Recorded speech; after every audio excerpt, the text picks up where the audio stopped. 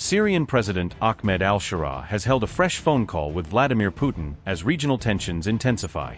Putin and al-Sharaa discussed the August 9 memorandum on reorganizing Russia's Khmeimim air base and Tartous logistics facility.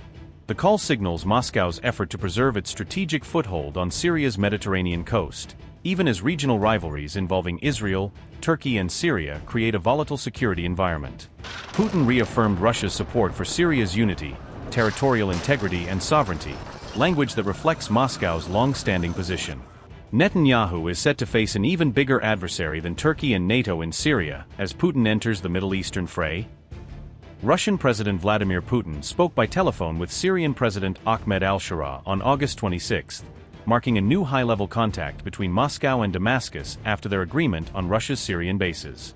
According to the Kremlin, the two leaders reviewed the current state of Russia-Syria relations and expressed readiness to deepen political dialogue, trade, economic cooperation, humanitarian ties, and other areas of engagement. The phone call followed an August 9 memorandum of understanding reached after roughly 18 months of negotiations, setting out a reorganization of Russia's military facilities at Khmeimim and Tartous. The Kremlin statement said, and I quote, "President of the Russian Federation Vladimir Putin had a telephone conversation with President of the Syrian Arab Republic Ahmed al-Sharaa. The leaders discussed the current state and prospects of Russia-Syria relations and expressed readiness to deepen political dialogue and cooperation in trade, the economy, humanitarian affairs, and other areas." During an exchange of views on the situation around Syria, Vladimir Putin reaffirmed Russia's principled position in support of Syria's unity, territorial integrity, and sovereignty, as well as efforts to create conditions for lasting stability and post-conflict recovery. Both sides underscored the importance of the Memorandum of Understanding on the reorganization of the Khmeimim Air Base and the Tartous Material Technical Support Point, signed on August 9. It was agreed to continue contacts at various levels. End quote. Weeks earlier, Moscow and Damascus agreed that civilian facilities at both sites would return to Syrian administration, while the military installations are expected to be reconfigured as joint Syrian, Russian training and capacity-building centers. On August 9, Syria said it had reached a new memorandum of understanding with Russia, covering the future of Moscow's two strategic coastal bases. Syria will take over civilian management of Khmeimim Airport and Tartous Port's commercial berth, gradually incorporating both facilities into its national civilian administration. The facilities that previously functioned as Russian military bases will instead be reorganized as joint Russian-Syrian training and qualification centers. The agreement followed 18 months of intensive negotiations over the future scale and format of Moscow's military footprint in Syria. A transition period lasting no more than 3 months will now begin, ending Russia's exclusive control over the sites under the new arrangement. Khmeimim and Tartous once powered Moscow's air and naval campaign in support of Bashar al-Assad during Syria's civil war. After al-Assad's fall, Moscow offered him asylum and gradually reduced forces in Syria while negotiating to preserve its strategic access. Syrian officials described this deal as the biggest shift since talks over Moscow's bases first began 18 months ago.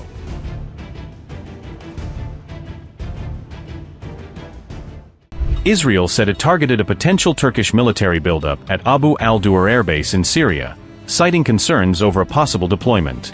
Israel carried out 8 strikes on the Idlib base on August 18, damaging its runway and several storage facilities. The strikes were reportedly aimed at preventing Turkish troops from deploying to the Syrian airbase amid rising tensions between Ankara and Tel Aviv. The Israeli Prime Minister's office said a Turkish deployment would have violated the existing security status quo around the Syrian facility.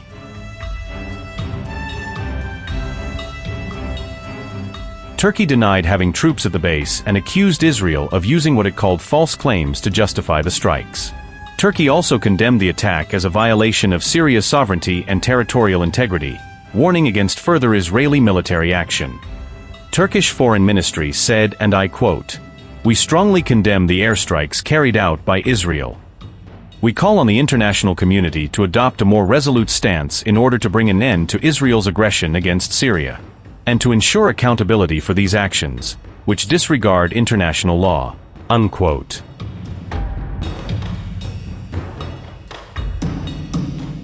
The U.S. Syria envoy called the Israeli strikes an unnecessary escalation that could further threaten stability across the region. Tom Barak said, and I quote, "We are deeply concerned that the confirmed Israeli airstrikes on Abu al-Duer airbase constitute an unnecessary escalation that does not advance regional stability. The al-Sharaa government has neither adopted a predatory posture nor maintained proxy forces. It has, in fact, repeatedly indicated a preference for de-escalation with Israel. The United States has in the past, and will continue in the future, to host discussions to encourage diplomatic cadence over kinetic frustration for both nations. Enduring de-escalation agreements are built through sustained dialogues with all concerned nations and principles. The United States continues to believe that restraint and engagement offer the more constructive course.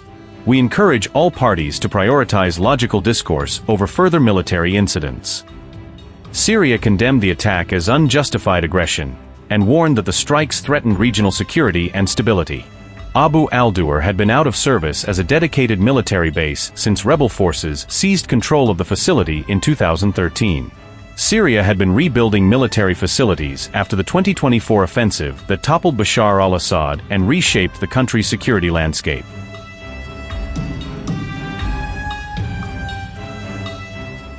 In a big twist, Syria has disclosed an undeclared site containing nuclear material, raising fresh questions. The UN nuclear watchdog revealed that tons of nuclear material were found at the previously undeclared site. IAEA Chief Rafael Grossi warned the material could be put to bad use if it is not properly safeguarded. The nuclear material dates back to the era of Syria's former president Bashar al-Assad, adding to the mystery. Syria's foreign minister said the material is not currently considered dangerous, despite the serious discovery. Damascus said the material will remain under Syrian custody, while IAEA safeguards remain in place. Syria confirms, based on technical evaluations, that this material does not pose any danger and it will remain in Syria's custody and will remain subject to the agency's guarantee system. IAEA Chief Rafael Grossi also visited Deir Ezzor, the Syrian site bombed by Israel back in 2007. The UN body had long suspected that a secret nuclear facility was being constructed at the Deir Ezzor site. The watchdog said uranium particles were found at the Deir Ezzor location during an inspection in 2024. Damascus says it wants to work with the IAEA to safely store and secure the newly disclosed nuclear material. Syria also claimed it retains the right to develop nuclear energy for peaceful purposes under international safeguards.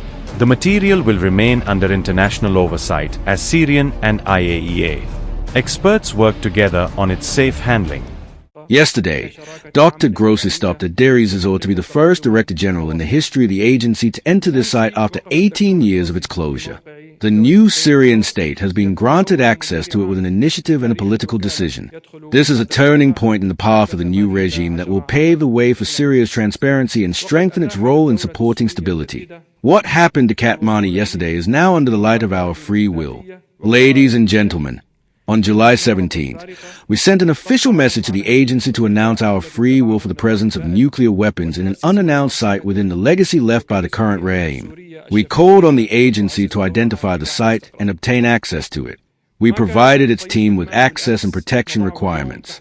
This morning, the Director General and the agency team visited the site and collected the necessary samples. Transparency is our personal choice, and we are convinced that it should not be filled in accordance with our international partners' agreement in the framework of cooperation that strengthens the national effort and supports it. Syria confirms, based on technical assessments, that these materials are not a threat and that they will remain in the Syrian National Covenant and subject to the agency's guarantees. It also confirms its legal and political right to civilian and non-governmental use of nuclear weapons in accordance with its national interests and international obligations. Syria is fully committed to its right to use nuclear energy in a peaceful manner, in medicine to cure our patients, in food and agriculture to revive our land, in scientific research for our universities, and in the generation of electricity as an essential support for our economic recovery and construction of a new system that fulfills the aspirations of building our country and its prosperity. In parallel, Syria is committed to cooperating with its partners to form an international support group to strengthen its peaceful nuclear path and develop its national capabilities. We invite our partners to join this effort and support it.